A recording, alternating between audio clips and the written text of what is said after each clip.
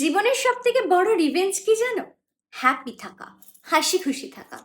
কেউ তোমাকে ধরো হার্ট করলে অবশ্যই তুমি সারাটা দিন সেই বিষয়টা নিয়ে ওভার থিঙ্ক করতে থাকো।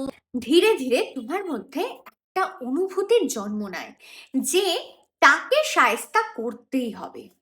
আর সেই রিভেঞ্জের চক্করে পড়ে তুমি তোমার মেন্টাল পিস নষ্ট করতে থাকো। তোমার স্ট্রেস লেভেল এখান থেকে এখানে পৌঁছে যায়, অথচ যে তোমাকে হার্ট করলো সে কিন্তু দিব্যি চিল করছে।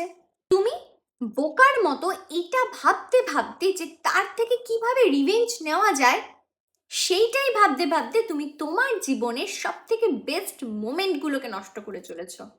কেন বস? কারোর কথায় বা আচরণে অতটা গুরুত্ব দেওয়ার কি সত্যিই কোনো প্রয়োজন আছে?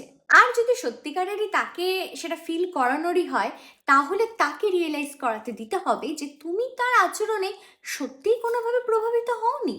আর বিশ্বাস করো, ঠিক এই বিষয়টাই তাকে কোনো না কোনোভাবে কনফিউজড করবে। আর তার এই কনফিউশন তার ফ্রাস্ট্রেশন লেভেলটাকে এইরকমভাবে হাই করে দেবে, এবং সেখানেই তোমার জয়। তাই আজ থেকে যদি কারোর প্রতি রিভেঞ্জ নিতেই হয়, তাহলে সবার প্রথমে নিজেকে হ্যাপি রাখতে শেখো। বুঝেছো?